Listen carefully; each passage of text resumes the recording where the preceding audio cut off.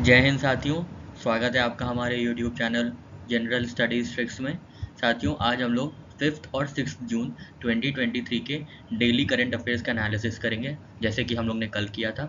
इसमें इंक्लूड होंगी PIB की न्यूज़, द हिंदू की न्यूज़, लाइव मिनट की न्यूज़ और कुछ अलग फाइनेंशियल न्यूज़पेपर जैसे business standard, Hindu business line और उनकी कुछ प्रोमिनेंट न्यूज़। ठीक है साथियों, तो ज़्यादा देर ना करते हुए हम लोग जंप करते हैं अपने क्वेश्चंस पे।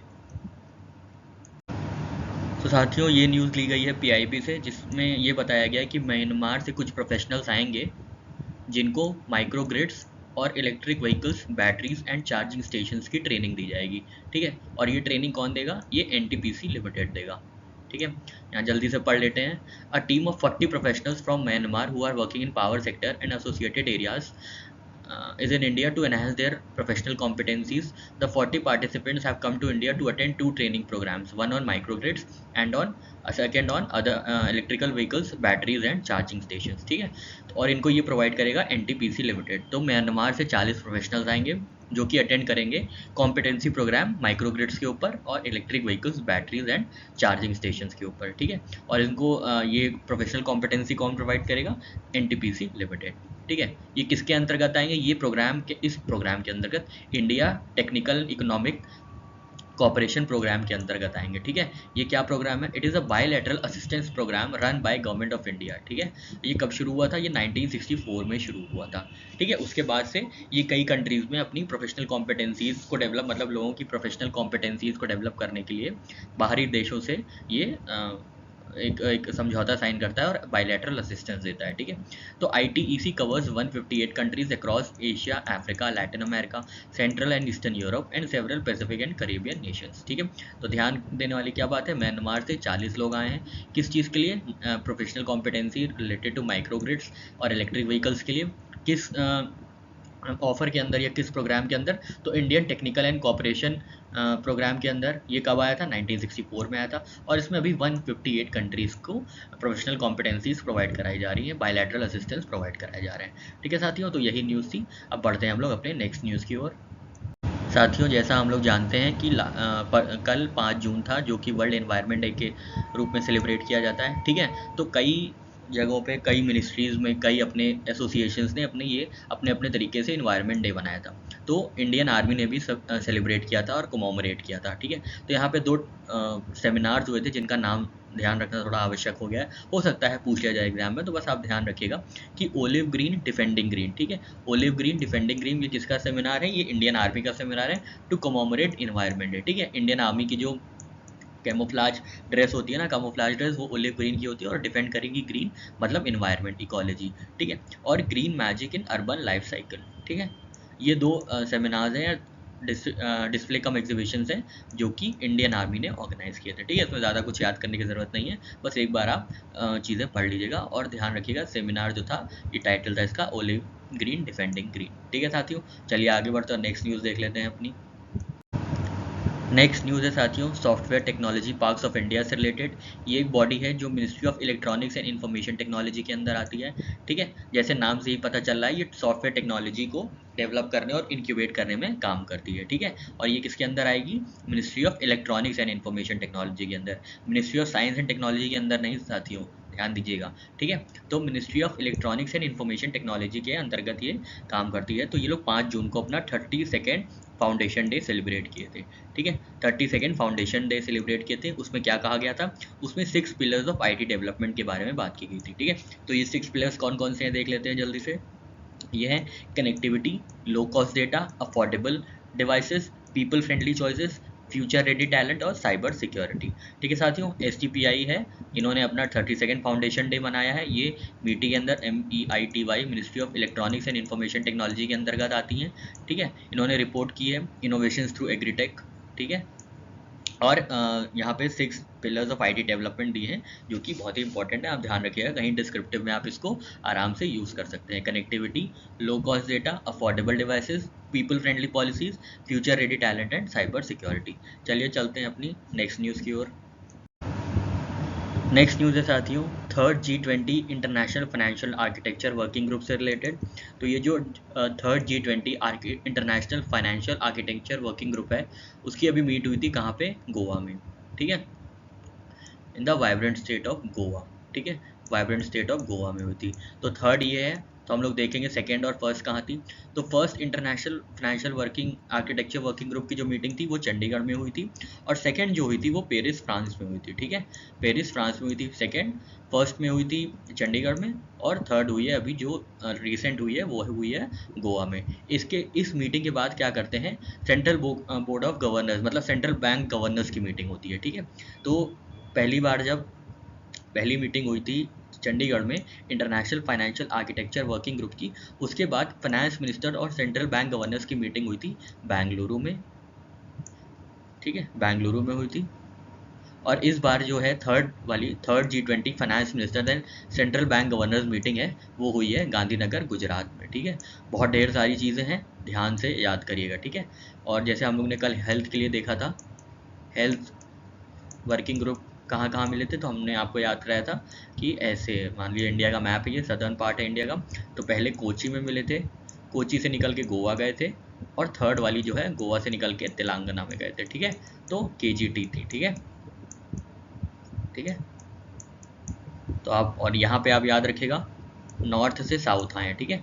ये इंडिया का मान लीजिए मैप है, थोड़ा सा गंदा मैप है, काफ़ी ज़्यादा गंदा मैप है मतलब।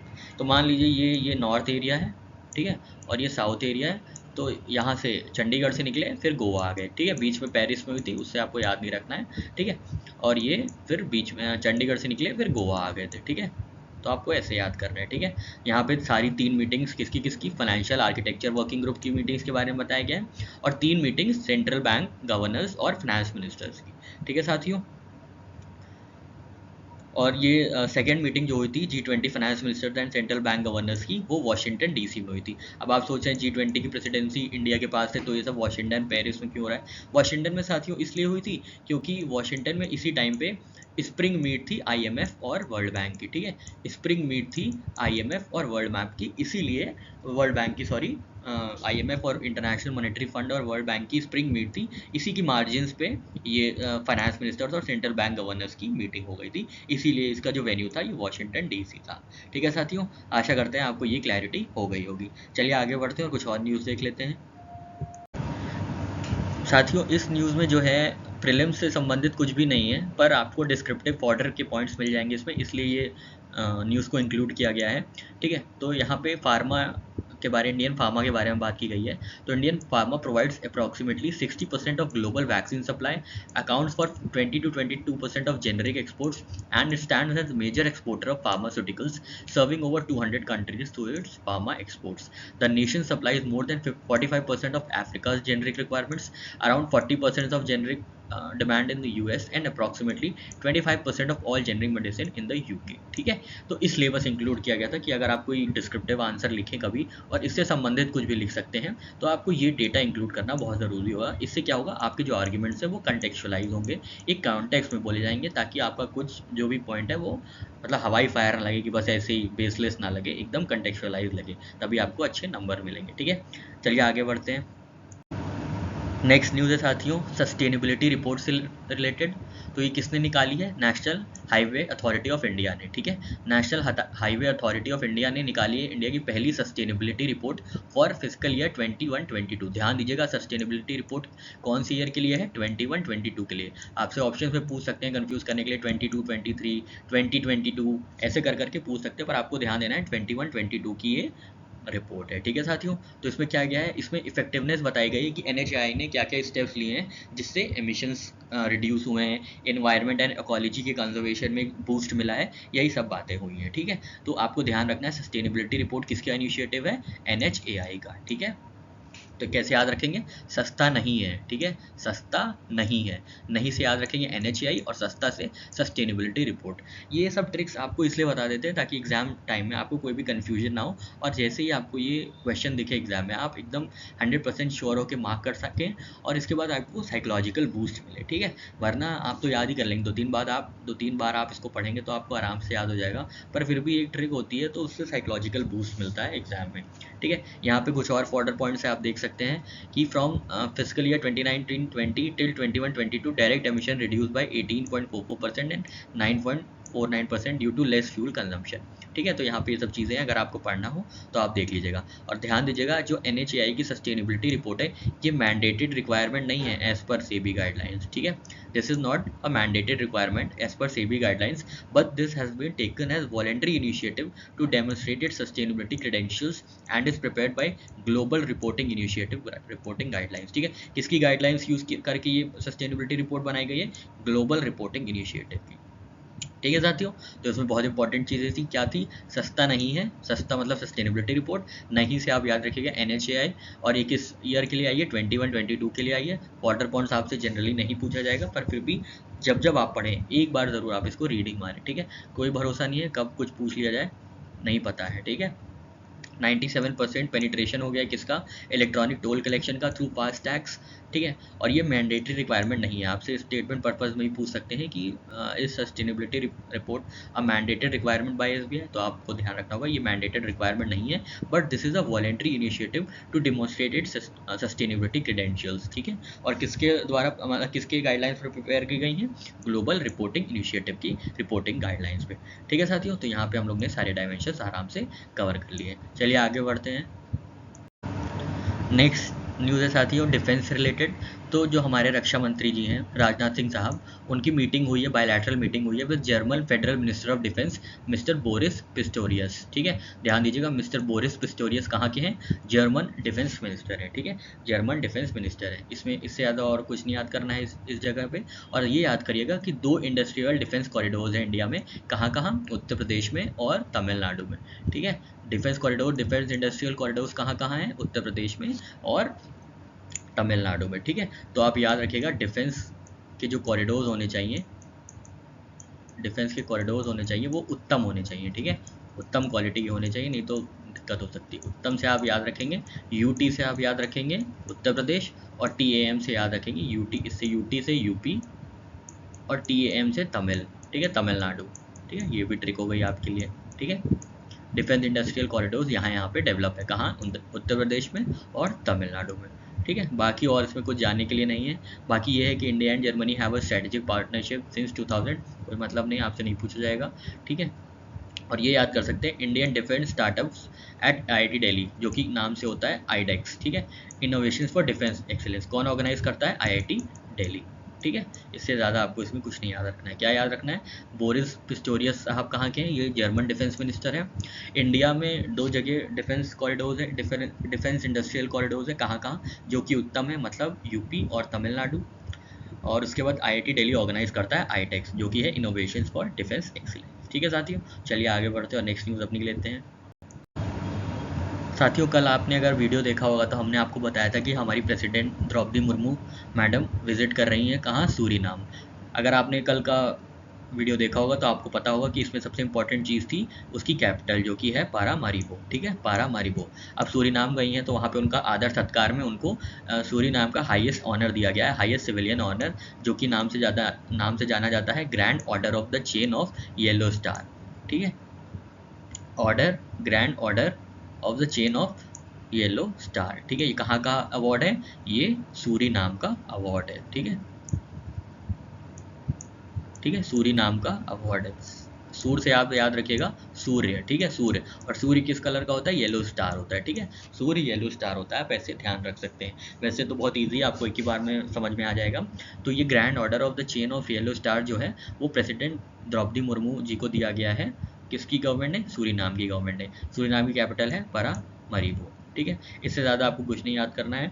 और इन्होंने सेलिब्रेट किया 150 years of arrival of Indians in Suriname. ये इंपॉर्टेंट है। ठीक है, पूछ सकता है कितना साल सेलिब्रेट कर रहा है arrivals of Indians in Suriname. सबसे पहले तो ये पूछ सकते हैं कि कितने साल सेलिब्रेट कर रहा है और कहाँ पे सेलिब्रेट कर रहा है, तो सूरीनाम में। ठीक है, सूरीनाम में। ठीक है,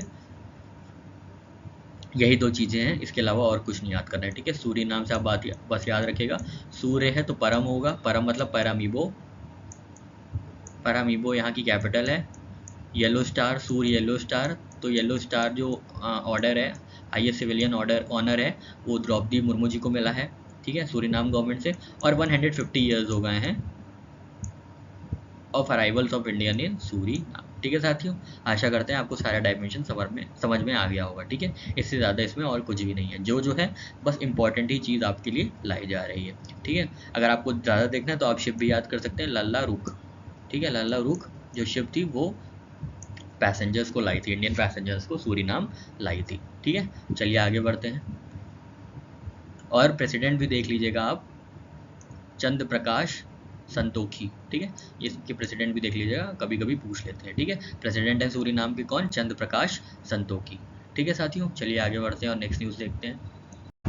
साथियों, इसमें सिर्फ एक ही चीज़ इंपॉर्टेंट है, all India council for technical education ने निकाला है one student one tree campaign. ठीक है, one student one tree campaign किसकी इनिशिएटिव है, all India council of technical education की। ठीक है, बस इतनी सी न्यूज़ थी और इसमें आपको कुछ भी नहीं जानना है, एकदम अच्छी सी हेडिंग लगी थी, इसलिए मैंने स्नाइप करके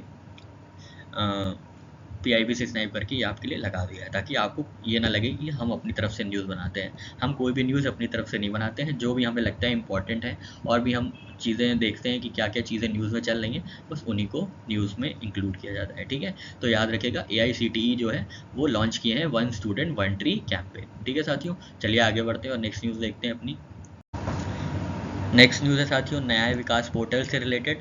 तो न्याय विकास एक वेब पोर्टल है जिसको क्रिएट किया गया है for monitoring the implementation of centrally sponsored schemes. ठीक है, अगर कल आपने वीडियो देखी होगी तो आपको याद होगा कि हम लोगों ने मिशन वात्सल्य के बारे में बात की थी। मिशन वात्सल्य जो कि इनिशिएटिव थी विमेन एंड चाइल्ड डेवलपमेंट की, और वो भी एक सेंट्रली स्पॉन्सर्ड स्कीम थी। तो हमने आपको वहाँ पे सेंट्रली स्पॉन्सर्ड स्कीम का कॉन्सेप्ट समझाया था। सिंपल सा कॉन्सेप्ट है, अगर किसी स्कीम के लिए 100 रुपये दिए जा रहे हैं और अगर पूरा का पूरा 100 रुपये सेंट्रल गवर्नमेंट देगी तो वो सेंट्रल सेक्टर की स्कीम होगी, और अगर कुछ पैसे 100 में से मान लीजिए 20 रुपये स्टेट गवर्नमेंट देगी तो वो स्पॉन्सर्ड हो जाएगी। ठीक है, वो स्पॉन्सर्ड हो जाएगी। यही दो कॉन्सेप्ट होते हैं स्कीम्स में। ठीक है, तो न्याय विकास पोर्टल क्रिएट किया गया है सेंट्रली स्पॉन्सर्ड स्कीम्स के इम्प्लीमेंटेशन को मॉनिटर करने के लिए। ठीक है, हम लोग न्याय विकास देख लेते हैं क्या है।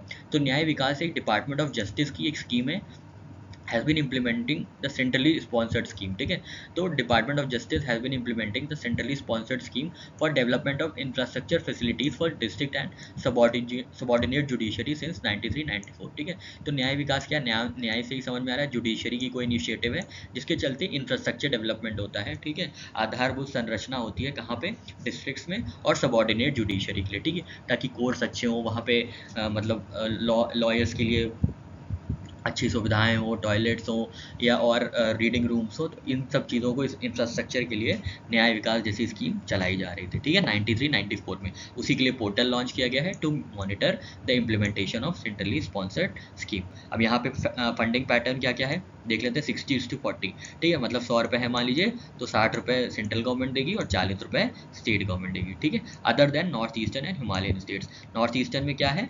90:10, मतलब 90:10 का रेशियो, 90 रुपये सेंट्रल गवर्नमेंट देगी और 10 रुपीज़ नॉर्थ ईस्टर्न गवर्नमेंट देगी, और पूरा 100% in respect of union territories. ठीक है साथियों, आशा करते हैं आपको चीज़ें समझ में आई होंगी। ठीक है, इसमें क्या क्या होता है, lawyers hall, toilet complexes, digital computer rooms, यही सब होते हैं इंफ्रास्ट्रक्चर, बेसिक इंफ्रास्ट्रक्चर जुडिशरी में प्रोवाइड करने के लिए न्याय विकास स्कीम चलाई गई थी। ठीक है, चलिए आगे बढ़ते हैं।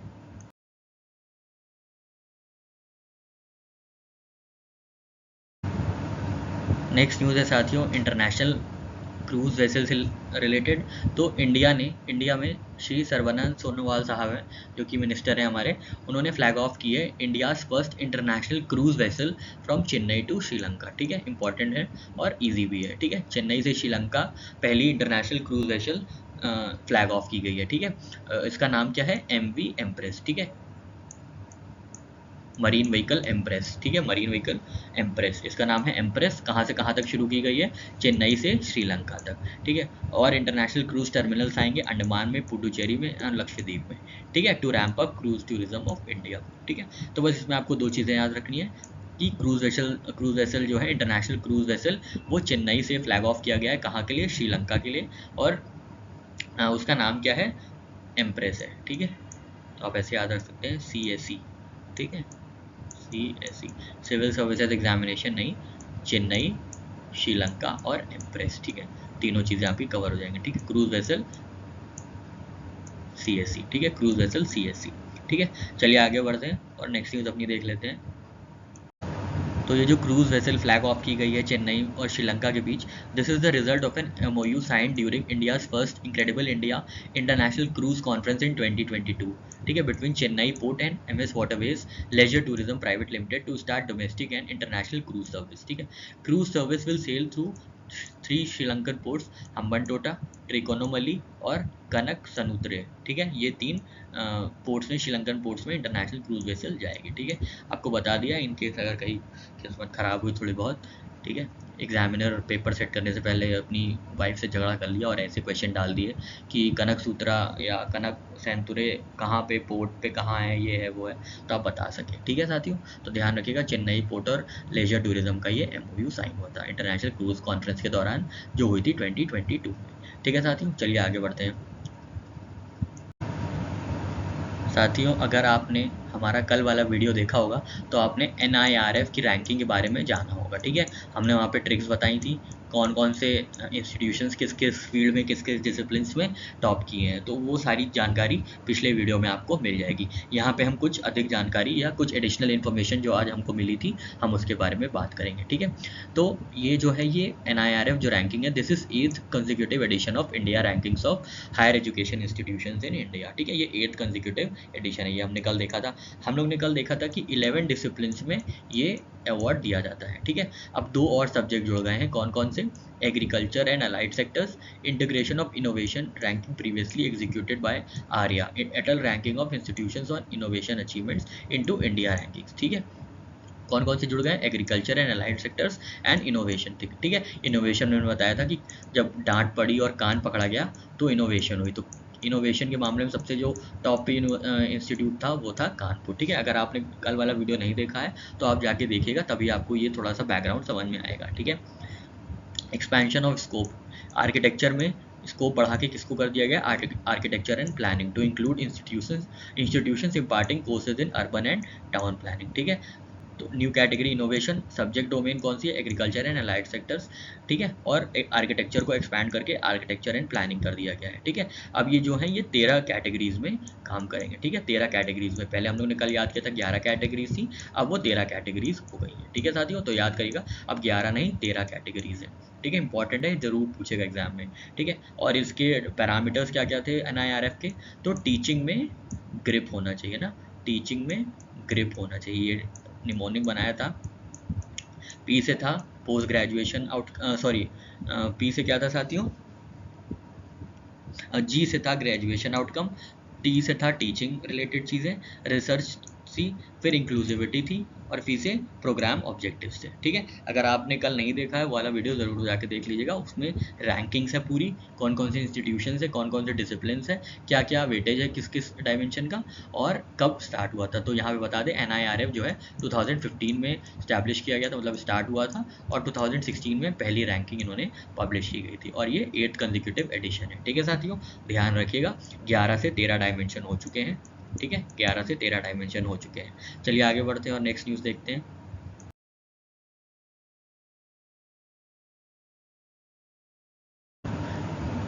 दोस्तों ये न्यूज़ एकदम वन लाइनर है, आपको बस याद करना है कि state of art vehicle scrapping facility of Mahindra कहाँ आई है?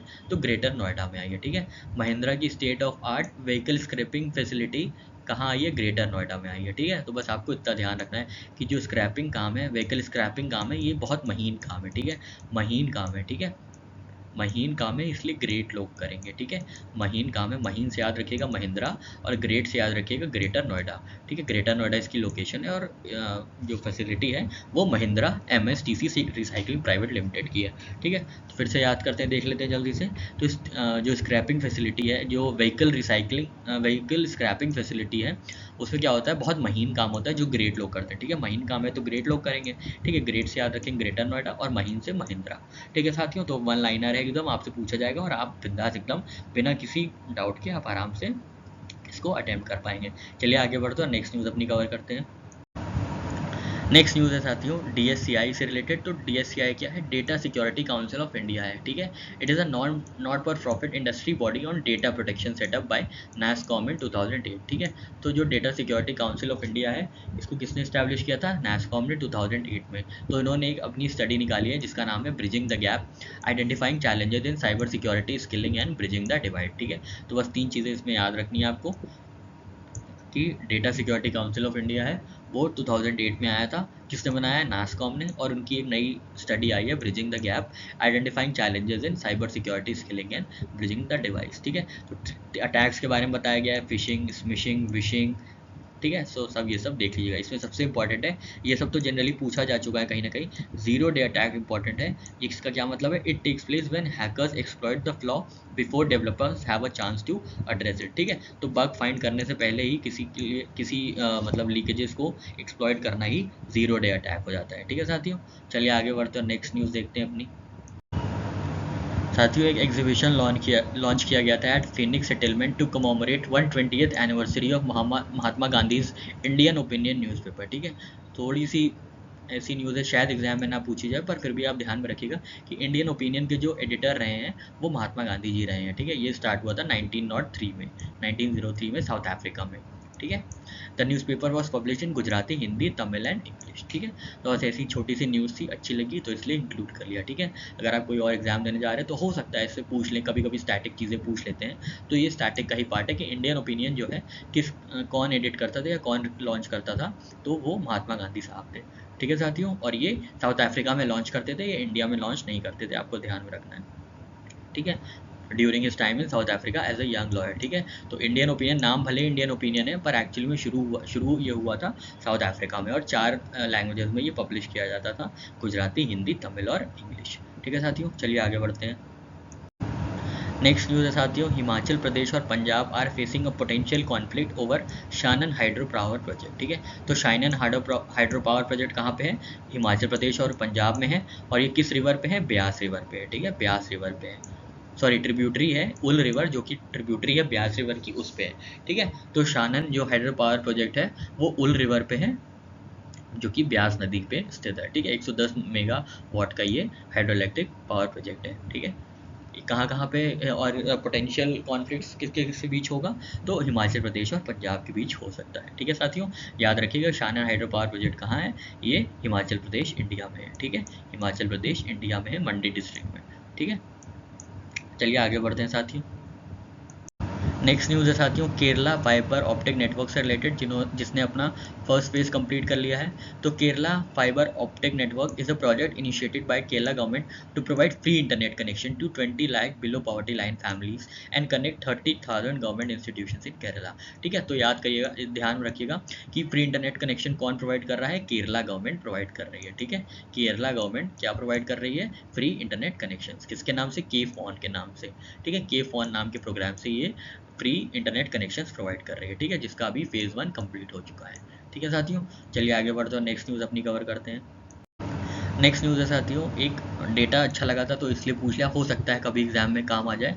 तो इंडियन गवर्नमेंट ने अभी बैन किया है 14 fix dose combination drugs, citing there is no therapeutic justification for these medicine and they may involve risk to people, ठीक है। तो बस आपको ध्यान रखना है कि गवर्नमेंट ने कितने फिक्स डोज कॉम्बिनेशन ड्रग्स को बैन किया है? 14, ठीक है। 14 फिक्स डोज कॉम्बिनेशन ड्रग्स को बैन कर दिया गया, ठीक है। और ये ड्रग एंड कॉस्मेटिक एक्ट 1940 के अंतर्गत ये फैसला लिया गया है, ये जो स्टेप लिया गया है मेडिसिन बैन करने का, फिक्स डोज कॉम्बिनेशन ड्रग्स, तो ये drugs and cosmetics acts of 1940 के अंदर किया गया है, ठीक है साथियों। चलिए आगे बढ़ते हैं। नेक्स्ट न्यूज़ है साथियों, MNIT in Jaipur and NDSA has signed MOU to set up India's first of its kind National Center for Earthquake Safety of Dams, ठीक है। ध्यान रखिएगा, इंपॉर्टेंट क्वेश्चन है, ज़रूर पूछ सकता है, ठीक है। तो MNIT जो कि जयपुर राजस्थान में है और NDSA मिनिस्ट्री ऑफ जल शक्ति ने मेमोरेंडम ऑफ अंडरस्टैंडिंग साइन किया गया है to establish India's first of its kind which will focus on studying seismic hazards, developing new dams and enhancing the protection of existing ones, ठीक है।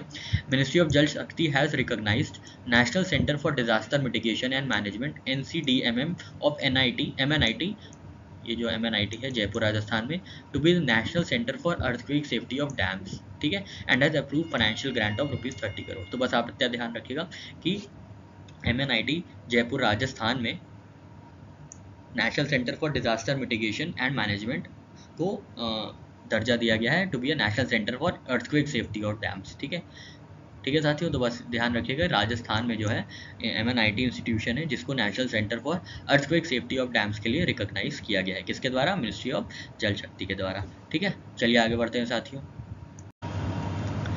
Next news है साथियों UGC से related. तो UGC ने गाइडलाइंस निकाली हैं फॉर डीम्ड यूनिवर्सिटीज़। ठीक है, डीम्ड यूनिवर्सिटीज़ के लिए गाइडलाइंस निकाली हैं ताकि एक quality focus deemed universities establish करी जाए इंडिया में। ठीक है, तो क्या क्या इनकी रेगुलेशन है जल्दी से देख लेते हैं। तो फैकल्टी स्ट्रेंथ क्या होगी?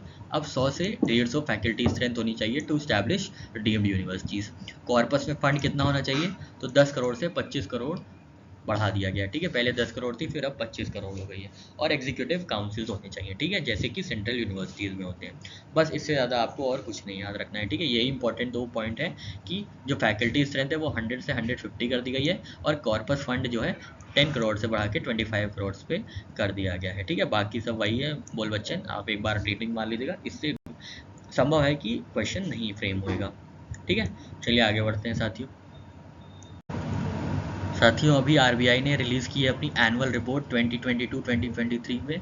ठीक है, तो इसके लिए कुछ डेटा हैं जो कि काफ़ी इंपॉर्टेंट है, आप ध्यान दीजिएगा क्योंकि RBI का एग्ज़ाम नज़दीक है तो प्रोबेबिलिटी है कि इससे ज़रूर क्वेश्चन लिफ्ट होगा। ठीक है, तो ये जो रिपोर्ट रिलीज़ की गई है ये रिलीज़ की गई है in terms of section 53 clause 2 of RBI act 1934। ठीक है, किस सेक्शन के अंतर्गत रिलीज की गई है? तो section 53 clause 2 of RBI act 1934। RBI act 1934 important है, ध्यान रखिएगा, इसी के अंतर्गत स्टैटिक रिपोर्ट जो है रिलीज की गई है। ठीक है, अब इसमें कुछ फिगर्स हैं इंपॉर्टेंट है, ध्यान देते हैं। तो डोमेस्टिक ग्रोथ जो है वो रिकॉर्ड की गई है 7.0 in real GDP in physical year 23 from 9.1% in physical year 2022। ठीक है, तो 9.1% से गिर के रियल GDP कितनी हो गई है? 7.0। ठीक है, FDI पे जो डेटा है ध्यान देने वाला है। FDI जो है $46 बिलियन पे आ गया है। ठीक है, 3 year low $46 billion in physical year 23 compare to 58.8 billion in physical year 2022। ठीक है, तो फॉरेन डायरेक्ट इन्वेस्टमेंट जो है वो रिड्यूस हुआ है 46 बिलियन से 58.8 बिलियन से 46 बिलियन पे, जो कि 3 ईयर लो है। ठीक है, और RBI की तनख्वाह बढ़ गई है, मतलब RBI की टोटल इनकम बढ़ गई है। वाह भाई, ठीक है, तो कितनी इंक्रीज हुई है? 47.06% है। ठीक है, RBI's balance sheet increase by 2.5% for the year ended 31st March, while its income for the year increased by 47.6% to 2.35 lakh crore. ठीक है, 2.35 lakh crore. The expenditure increase by 14.05% to 1.48 lakh crore. ठीक है, तो ये 3 डेटा हैं, ध्यान दीजिएगा। एक बार जल्दी से फिर आपको बता देते हैं। RBI एक्ट 1934 सेक्शन 53 क्लॉज 2 के अंतर्गत ये रिपोर्ट निकाली जाती है, एनुअल रिपोर्ट। रियल GDP है 7.0, लास्ट ईयर थी 9.1। FDI पिछले साल था 58.8 जो कि गिर के हो गया है 46 बिलियन पे। FDI गिरा पर फिर भी RBI की इनकम बढ़ गई है। ठीक है, बाय 47.6%, कितनी हो गई है? 2.35 लाख करोड़। और एक्सपेंडिचर जो है that is increase by 14.05% to 1.48 lakh crore. ठीक है, तो आप ध्यान दीजिएगा, ये दोनों डिजिट और ये दोनों डिजिट सेम है। ठीक है, तो आप ऐसे भी ध्यान रख सकते हैं। ठीक है, एक्सपेंडिचर इंक्रीज बाय 14 और इनकम भी increase by expenditure increase in absolute terms 1.48 lakh crore. ठीक है, और ये इंपॉर्टेंट नहीं है, इतना नहीं पूछा जाएगा कि जो पब्लिक सेक्टर बैंक है वो जानते ही हैं आप लोग कि continue to contribute maximum to fraud amount. ठीक है, और जैसे जैसे चीज़ें पता चलती जाएंगी वैसे वैसे क्वेश्चन इससे फ्रेम होते जाएंगे या इन्फॉर्मेशन आपके लिए एनुअल रिपोर्ट से फ्रेम होकर आपके सामने आएगी, आपको चिंता करने की कोई भी ज़रूरत नहीं है। ठीक है साथियों, चलिए आगे बढ़ते हैं और नेक्स्ट न्यूज़ अपनी कवर करते हैं। नेक्स्ट न्यूज़ है साथियों खेलो इंडिया यूनिवर्सिटी गेम्स से रिलेटेड। तो खेलो इंडिया यूनिवर्सिटी गेम्स कहाँ सेटअप किया, कहाँ खेला गया था? तो उत्तर प्रदेश में खेला गया था। ठीक है, उत्तर प्रदेश में खेला गया था और जीता कौन है? पंजाब यूनिवर्सिटी। ठीक है, पंजाब यूनिवर्सिटी ने टॉप किया है with medal tally with a total of 69 golds. ठीक है, 69 गोल्ड्स टॉप किया है किसने? पंजाब यूनिवर्सिटी ने। ठीक है, कैसे याद रखेंगे? यूपी होता है ना, यूपी में हुआ है ठीक है। और पी से आप याद रखिएगा पंजाब, ठीक है, पी से आप याद रखिएगा पंजाब यूनिवर्सिटी ने 69 मेडल्स प्राप्त किए हैं, ठीक है। ये कहाँ कहाँ हुआ था ये इतना इंपॉर्टेंट नहीं है, अगर आप यूपी स्पेसिफिक न्यूज़ नहीं, यूपी स्पेसिफिक एग्जाम नहीं दे रहे हैं तो वैसे देख लीजिए, गौतम बुद्ध नगर जो कि नोएडा है, लखनऊ, वाराणसी और गोरखपुर, ठीक है। और दिल्ली में हुआ था शूटिंग इवेंट के लिए, ठीक है। बाकी सारे स्पोर्ट्स और इवेंट्स इन 4 सिटीज़ में हुए थे, पर शूटिंग इवेंट के लिए ये हुआ था दिल्ली में, ठीक है। मैस्कट क्या था इसका? जीतू, ठीक है, जीतू, जो कि बारहसिंगा को रिप्रेजेंट करता है और जिसका साइंटिफिक नेम है रूसेरवस डुविसेली, ठीक है, ध्यान रखिएगा। Also called swamp deer of the state animal of UP. सारी चीज़ें ध्यान देने वाली हैं, ठीक है, क्योंकि नेशनल इवेंट है ये। गेम्स का एंथम क्या था? खेलो इंडिया हर दिल में देश, ठीक है, हर दिल में देश। Compose and sung by renowned singer Palash Sen, ठीक है। टॉर्च क्या था? Shakti, the official torch of Khelo India university games, ठीक है। तो याद क्या करना है, यूपी में हुआ था खेलो गेम्स, किसने जीता था? पंजाब ने, पी से पंजाब, 69 मेडल्स आए थे, ठीक है। इसका मैस्कट क्या था? जीतू था, ठीक है, जो भी जीतेगा तो जीतू नाम होगा, ठीक है, जीतू था। और जीतू क्या है? जीतू बारहसिंगा है, ठीक है, बारहसिंगा है। और गेम्स का एंथम क्या था? हर दिल में देश, जो कि पलाश सेन जी ने गाया है। और टॉर्च क्या थी? शक्ति, ठीक है साथियों। यहाँ पे हम लोग ने अपना स्पोर्ट्स इवेंट भी कवर कर लिया। चलिए आगे बढ़ते हैं। नेक्स्ट न्यूज़ साथियों, एक तो वन लाइनर है और स्पोर्ट्स से रिलेटेड भी है। तो इंडिया के चेस ग्रैंड मास्टर हैं अरविंद चिदम्बरम, ठीक है, इन्होंने अपना दुबई ओपन जीत लिया, दुबई ओपन चेस टूर्नामेंट जीत लिया। तो ध्यान दीजिएगा, अरविंद चिदम्बरम किस स्पोर्ट्स से एसोसिएटेड है? तो चेस से एसोसिएटेड है, ठीक है, चेस से एसोसिएटेड है, ठीक है, अरविंद चिदम्बरम, ठीक है, इन्होंने दुबई चेस ओपन टूर्नामेंट जीता है, ठीक है। नेक्स्ट न्यूज़ है साथियों, बजाज फिनसर्व लिमिटेड जो कि एनबीएफसी है, इन्होंने साइन किया है एमओयू गवर्नमेंट ऑफ महाराष्ट्र के साथ for developing projects in Pune. This is the largest financial services instrument in India. कितने का? 5000 करोड़ का, ठीक है। तो बजाज फाइनेंशियल सर्विसेज लिमिटेड ने 5000 करोड़ का एमओयू साइन किया है for developing projects in Pune Maharashtra, ठीक है। दोनों वन लाइनर है, आराम से याद हो जाएंगे। Arvind Chidambaram chess, Bajaj financial service limited Pune, 5000 crore, ठीक है साथियों। चलिए आगे बढ़ते हैं। नेक्स्ट न्यूज़ साथियों ये है कि बैंक ऑफ बड़ौदा ने, जो कि गवर्नमेंट ओन बैंक है, इन्होंने अपना क्या किया है, एक अपना इंटेंशन अनाउंस किया है to sell a portion of its ownership in national stock exchange of India, ठीक है। तो बैंक ऑफ बड़ौदा जो है अपनी ओनरशिप सेल करेगा, किसकी ownership? National stock exchange of India की, ठीक है। The proposed auction sets a minimum price for 3150 per share, valuing the NSE at ₹1,56,000 crore, ठीक है। तो इतना याद नहीं रखना है, बस आपको याद रखना है कि बैंक ऑफ बड़ौदा जो है वो नेशनल स्टॉक एक्सचेंज में अपने शेयर्स सोल्ड आउट करेगा, ठीक है, सॉरी सेल आउट करेगा, ठीक है। बीमा वाहक प्रोग्राम आप ध्यान रखिएगा कि IRDAI की विजन है, ठीक है, की पार्ट है IRDAI विजन का, जो कि बोल रहे हैं कि इंश्योरेंस फॉर ऑल बाय 2047, ठीक है। Insurance regulatory and development authority of India ने एक विजन बनाई है जिसके अंतर्गत सभी को इंश्योरेंस फॉर ऑल बाय 2047, और इसमें की पार्ट कौन रोल प्ले करेगा? बीमा वाहक प्रोग्राम, ठीक है, बीमा वाहक प्रोग्राम। एक और ऐसी वन लाइनर न्यूज़ है, रैंगलर जो है उन्होंने साइन किया है स्मृति मंदाना को एज ब्रांड एम्बेसडर, ठीक है। बताइए आप, स्मृति मंदाना किस स्पोर्ट से एसोसिएटेड है, ठीक है, आपको बताना है। हॉकी, क्रिकेट, फुटबॉल, बैडमिंटन, किस स्पोर्ट से एसोसिएटेड है, आप हमको कमेंट सेक्शन में बताइएगा, ठीक है साथियों। तो यहाँ पे 2-3 चीज़ें हो गई कि बैंक ऑफ बड़ौदा ने अपना स्टेक सेल आउट करेंगे एनएसई में, ठीक है। IRDAI की जो विजन है इंश्योरेंस फॉर ऑल वो कब तक होगी? बाय 2047 तक। और रैंगलर ने स्मृति मंदाना को ब्रांड एम्बेसडर अपना नियुक्त किया है, साइन किया है, ठीक है साथियों। चलिए आगे बढ़ते हैं साथियों। नेक्स्ट न्यूज़ है साइक्लोन बिपरजॉय से रिलेटेड। तो ये कहाँ आएंगे, ये कहाँ आ रहा है? ये अरेबियन सी में आ रहा है, आप ध्यान दीजिएगा, ठीक है, over the south east Arabian sea, ठीक है। साइक्लोन बिपरजॉय कहाँ आ रहा है? अरेबियन सी में आ रहा है। इसको नाम किसने दिया है? बांग्लादेश ने, ठीक है। The name Biparjoy was given to the cyclone by Bangladesh, ठीक है, बांग्लादेश ने नाम दिया है। और ये कहाँ आ रहा है? अरेबियन सी में आ रहा है, ठीक है, बे ऑफ बंगाल में नहीं आ रहा है। बिपरजॉय कहाँ आ रहा है? अरेबियन सी में आ रहा है। और इसको नाम क्या दिया, नाम किसने दिया गया है? नाम किसके द्वारा दिया गया है? तो बांग्लादेश के द्वारा दिया गया है, ठीक है। आसान सा है, वन लाइनर आपसे पूछ सकते हैं कि बिपरजॉय को नाम किसने दिया है? तो बांग्लादेश ने दिया है, ठीक है। नेक्स्ट है साथियों, Reckitt launches first Dettol climate resilient in Uttarakhand, ठीक है। रैकेट ने लॉन्च किया है क्या? First Dettol climate resilient school in Uttarakhand, ठीक है। यहाँ पे 2 चीज़ें आप ध्यान में रखिएगा, एक तो साइक्लोन बिपरजॉय और रैकेट ने लॉन्च किया है डिटॉल क्लाइमेट रेजिलिएंट स्कूल, ठीक है। चलिए आगे बढ़ते हैं, नेक्स्ट सेट ऑफ इन्फॉर्मेशन देख लेते हैं साथियों नेक्स्ट न्यूज़ है मेक देतु प्रोजेक्ट से रिलेटेड।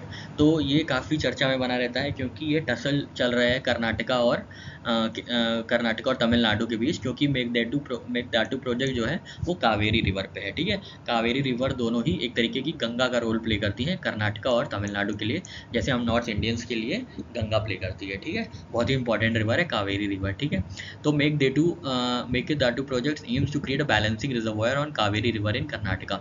अगर यहाँ पे बैलेंसिंग रिजर्वायर बन जाएगा तो जो पानी मिल रहा है तमिलनाडु के फार्मर्स को वो कम हो जाएगा, इसलिए काफ़ी ये टसल बनी हुई है बीच में। ठीक है, additionally the project intends to support agriculture activities in Kaveri basin and ensure water availability for farmers in both Karnataka and Tamil Nadu। ठीक है, तो बस आप ये याद रखिएगा कि मेक देतु प्रोजेक्ट कहाँ पे है, कर्नाटका में है, और किस नदी पे है, कावेरी नदी पे है। ठीक है, कावेरी नदी पे है, ये ध्यान रखिएगा। ठीक है, देखिए ये कावेरी नदी आपको दिख रही है और ये कर्नाटका मेक देतु व्यू पॉइंट है। ठीक है साथियों, ध्यान रखिएगा। और कितना जनरेट पावर करेगा ये, 400 मेगावाट पावर जनरेट करेंगे। ठीक है, और ये किसके कॉन्फ्लुएंस पे है, कावेरी और इट्स ट्रिब्यूटरी अर्कावती के कॉन्फ्लुएंस पे। खैर इतना डीप नहीं पूछना चाहिए, पर फिर भी आप ध्यान दीजिएगा ये कावेरी रिवर पे है। ठीक है, और अभी हम लोग ने एक और प्रोजेक्ट के बारे में पढ़ा था, आप हमको बताइए कमेंट सेक्शन में कि वो कहाँ पे स्थित है। ठीक है, चलिए आगे बढ़ते हैं। नेक्स्ट न्यूज़ साथियों हमारे प्यारे आरबीआई से आ रही है। तो हमारे प्यारे गवर्नर आरबीआई गवर्नर शक्तिकांता दास साहब ने अभी अनवील किया एक नया फाइनेंशियल इंक्लूजन डैशबोर्ड कॉल्ड अंतर्दृष्टि। ठीक है, अंतर्दृष्टि। तो ये फाइनेंशियल इंक्लूजन डैशबोर्ड है। ठीक है, आपसे पूछ सकते हैं कि ये किस चीज़ का डैशबोर्ड है। Facilitation of digital payment, financial inclusion, ऐसे करके डिजिटल रुपी, ऐसे कर करके आपको ऑप्शंस में कंफ्यूज कर सकते हैं। तो ये फाइनेंशियल इंक्लूजन का डैशबोर्ड है। ठीक है, this will help in capturing relevant data and to provide valuable insights and track progress of financial inclusion. ठीक है, फाइनेंशियल इंक्लूजन की बात हुई है तो इंडेक्स के बारे में भी देख लेते हैं। तो फाइनेंशियल इंक्लूजन इंडेक्स जो है आरबीआई ने लॉन्च किया था 2021 में। ठीक है, 2021 में लॉन्च किया था, और 3 ब्रॉड पैरामीटर्स पे वो जज करता था। ठीक है, किससे क्या क्या थे, एक्सेस, यूसेज और क्वालिटी। ठीक है, एक्सेस, यूसेज और क्वालिटी। ठीक है साथियों, तो यहाँ पे हम लोग ने थोड़ा सा स्टैटिक भी देख लिया और डायनेमिक भी देख लिया, तो अपनी कॉम्प्रिहेंसिव तैयारी हो गई यहाँ पे। ठीक है, अंतर्दृष्टि किसके लिए, फाइनेंशियल इंक्लूजन डैशबोर्ड के लिए। फाइनेंशियल इंक्लूजन इंडेक्स कब आया था, 2021 में आया था। पैरामीटर्स क्या क्या है, 3 पैरामीटर्स हैं, एक्सेस, यूसेज और क्वालिटी। ठीक है, सबसे ज़्यादा पॉइंट्स हैं यूसेज के लिए, फिर है एक्सेस के लिए, और फिर है क्वालिटी के लिए। ठीक है साथियों, चलिए आगे बढ़ते हैं। तो साथियों ये आज की लास्ट स्लाइड है। ठीक है, इसमें के गोपाला कृष्णन हैं, उन्होंने अपनी बुक निकाली है कथकली डांस थिएटर। ठीक है, किसने लिखी है, के गोपाल कृष्णन ने। ठीक है, गोपाल कृष्णन ने क्या लिखी है, कथकली डांस थिएटर। बस 1 लाइनर है, हो सकता है आपसे पूछ लिया जाए 1 लाइनर में, तो आप आसानी से इसको आंसर कर पाएँ। ठीक है साथियों, तो आशा करते हैं आपको सारी इन्फॉर्मेशन और सारी ट्रिक्स पसंद आई होंगी। सारी इन्फॉर्मेशन आपके लिए बहुत ही स्ट्रक्चर्ड तरीके से प्रस्तुत की गई हैं, ताकि एग्जाम में जाके कोई भी कन्फ्यूजन ना हो, कोई भी परेशानी ना हो, और आप अपने एग्जाम में एस कर पाएँ। ठीक है साथियों, हम लोग कल मिलेंगे 7 जून की करंट अफेयर एनालिसिस के साथ। तब तक आप पढ़ते रहिए, मस्त रहिए, ज़िंदगी जीजिए। जय हिंद, जय भारत।